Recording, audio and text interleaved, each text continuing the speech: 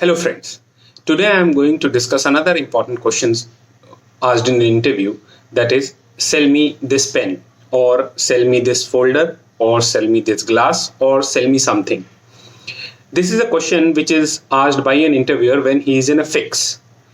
Fix means he has a little confusion whether to select this candidate or not. So in order to remove that fix, he goes for a last question. And this question sometimes is the nail in the head. The way the candidate answers this question, his selection totally depends on it. So, what are the ways through which you can answer, or what ought to be the approach of a candidate towards this question?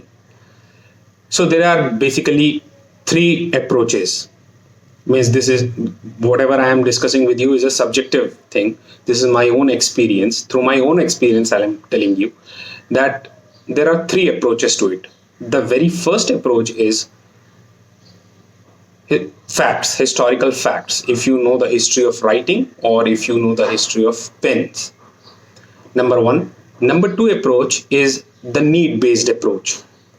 If you can create a need for that particular thing instantly, right on that time.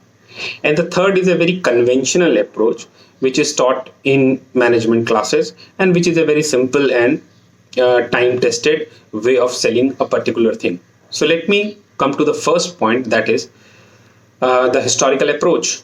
So say for example, the history of writing. So the history of writing started roughly in and around 3500 BC in a place called Sumeria, that is also known as Babylon. It is in Iraq. And a man called Hammurabi, the king, wrote the first text, that is the Code of Law.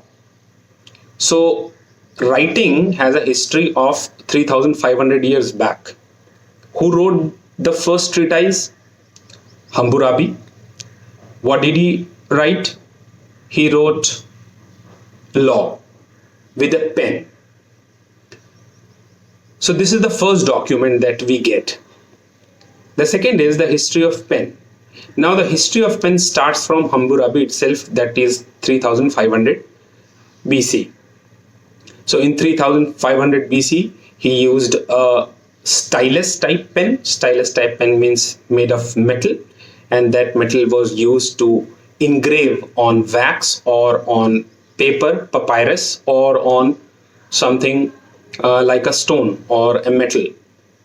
Ball pens actually came into existence in 1940 when two people, Joseph and Biro, they fled from Nazi Germany, came to Argentina, and they created something called a ball pen. They also patented this ball pen in 1943. In 1950, a man called Faber and a man called Milton Reynolds, they went to Argentina and they studied the concept of ball pen. They brought it back to America, and then they started mass producing it. So what to say? So you say that the pen which I am holding in my hand, sir, is a respect, a commemoration to Hammurabi, who wrote the first Code of Law, and it's a homage to the brothers Joseph and Biro, who made the first ballpoint, and it pays respect to Milton Reynolds and Faber to make the pen. So this is not only a pen, this is a history of 3500 years with good names on it, like Hammurabi, like Joseph and Biro, like Milton Reynolds, like Faber. So this is not a pen, this is itself a history. Would you like to be a part of this history? If you want to be a part of this history, please take this pen. Now this is the historical perspective. The second perspective is whether you are able to create a need for that pen or not. So suppose, and for this you have to be very aware and you have to be very alert.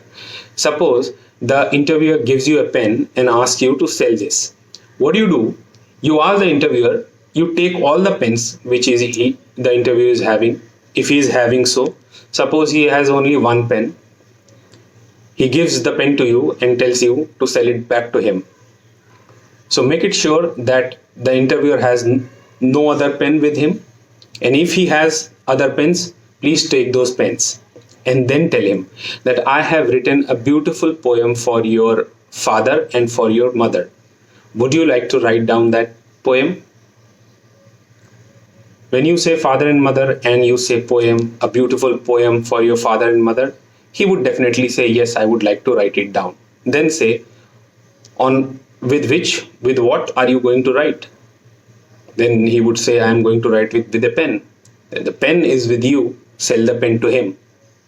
So if you create the need right at that point of time, then you are able to impress the interviewer. Now, one thing you have to keep in mind, that it is all about impressing the interviewer. If you are able to impress the interviewer, it's not actually about selling the pen. It is about how you are picking up the idea, how you are processing the idea, and how you are delivering back to him. The third and the most conventional way is the traditional way. What is the traditional way? The traditional way has three aspects to it. The first aspect is create attention or grab attention. Number two is describe product feature. And number three is give some kind of freebies, give some discount, give something free with your product. So how it goes? How do you grab attention? Traditionally, if you go by the copy text, you grab attention by three things. The first is question, the second is quotation, and the third is statistics. Question, quotation, and statistics. Three things you need to remember. Say, for example, you give statistics that 75% of the people who use pen in India, they use this pen. Or you can use a quotation that pen writes history. Or you can ask a question. What question can you ask? You can ask, sir, do you believe that a man is capable of writing his own destiny? Let me repeat again. Sir, do you believe that a man is capable of writing his or her own destiny?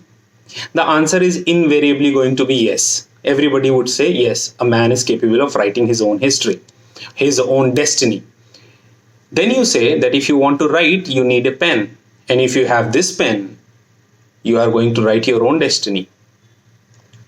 The first part. The second part is the product feature. Now, when you are telling the product feature, try to link that product feature somewhere down the line with family, with children, or with some kind of emotion. Suppose nationality is an emotion. So say, for example, if you purchase this pen, the price that you pay, a part of that price is going to be invested in the education of poor children. There are around 20 million poor children in India who are not able to access education. If you purchase this pen, a part of the price you pay will go to their education. So you are not only purchasing a pen, you are writing a destiny for somebody, or you are providing means for education of somebody. Or you can link it with some family, with their family, or you can link it with children. If you purchase this pen is a non-toxic pen, then you go on describing the product feature. This is a non-toxic pen. This is a pen totally made in India. The ink is made in India. All the investments are done in India. Whatever revenue we get, it goes to government of India. So you create some kind of nationality with it, some nationalistic feeling with it. And then comes the last part, give some freebies. If you purchase this pen right now, I will give you one more pen free with it. But it is right now offer. If you purchase this pen right now, you get another pen. So there are basically three ways. The first way is you know the history and you connect the history with the pen. As I said, the second way, you create the need and then sell the pen. And the third way is the conventional way. Grab the attention by question, quotation, statistics. Ask a question. Then after asking the question, when the answer comes, give the product features. What are the features of the product? And link those product feature with some emotion. And after that, when you are done with it, give a freebie or discount that if you purchase this pen right now, I am going to give you another pen, or I am going to give you some freebie. So these are the three ways through which you can answer this question.